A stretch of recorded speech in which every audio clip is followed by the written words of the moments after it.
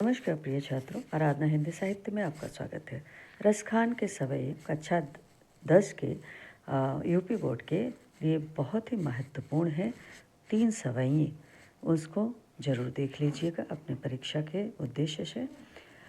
कवि परिचय कुछ इस प्रकार से है कि रसखान भक्ति काल के प्रमुख कवि थे। वे जन्म से मुस्लिम थे परंतु श्री कृष्ण के अनन्य भक्त थे। उनकी कविता में ब्रज प्रेम, कृष्ण भक्ति, वात्सल्य और आत्मसमर्पण की भावना दिखाई देती है। उन्होंने सवैया छंद में रचनाएं की हैं। सवैया एक में क्या कहा गया है, देखिए।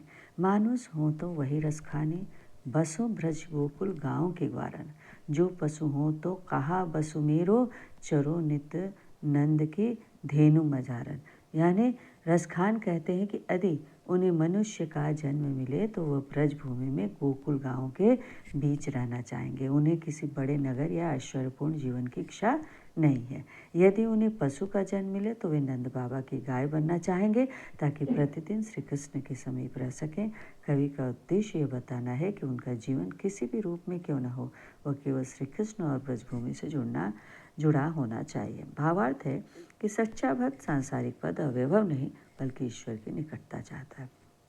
सवैया 2 क्या कह रहा है कि पाहन हो तो वही गिरि को, जो धरियों कर छत्र पुरंदर धारन। जो खग हो तो बसेरो करो मिले, कालिंदे कुल कदम किरानन। इसकी व्याख्या है, कवि कहते हैं कि यदि वे पत्थर बने, पाहन यानी पत्थर, पाहन का अर्थ होता है कि पत्थर, अगर वो बने तो वही पत्थर बने जो कि जिससे गोवर्धन पर्वत बना है, जिसे श्री कृष्ण ने अपनी उंगली पर उठाकर इंद्र के गर्भ को चूर किया है।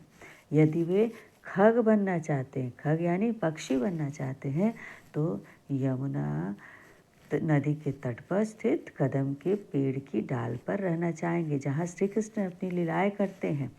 यहाँ कवि ये भावना प्रकट होती है कि प्रकृति के किसी भी रूप में हो लेकिन कृष्ण की लीलाओं से जुड़ा रहना चाहते हैं। और भावार्थ है कि भक्त के लिए ईश्वर से जुड़ा रहना और हर वस्तु उसके लिए पवित्र होती है। सवैया 3 ये कहता है कि या लकुटी अरु कामरिया पर राज तिहूँ पुर को तजिरारो, आठों सिद्धि नौ निधि को सुख नंद की गाय चराए विचारो।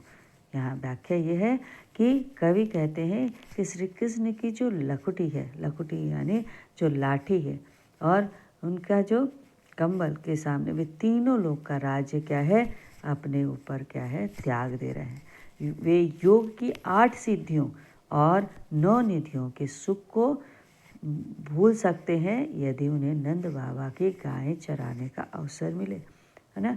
तो यहाँ क्या है, वो पूर्ण रूपेण क्या चाहते हैं कि श्री कृष्ण का सानिध्य चाहते हैं।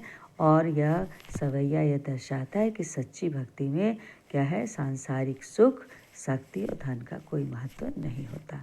संपूर्ण भाव ये है कि कृष्ण के प्रति अनन्य भक्ति, ब्रजभूमि के प्रति गहरा प्रेम, सांसारिक वैभव का त्याग और निस्वार्थ समर्पण उनके क्या है, इसका मूल भाव है, स्पष्ट रूप से दिखाई देता है। रसखान ये सिद्ध करते हैं कि भक्ति जाति, धर्म और पद से ऊपर होती है।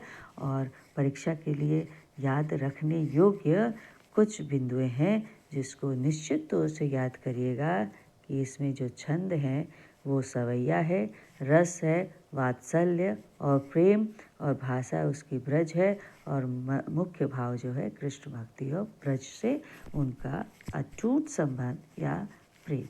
तो ये जो 3 सवैये मैंने आज आपके सामने प्रस्तुत किए हैं, ये परीक्षा के लिए बहुत ही उपयोगी हैं और इनको अवश्य याद कर लीजिएगा परीक्षा की दृष्टि से। धन्यवाद।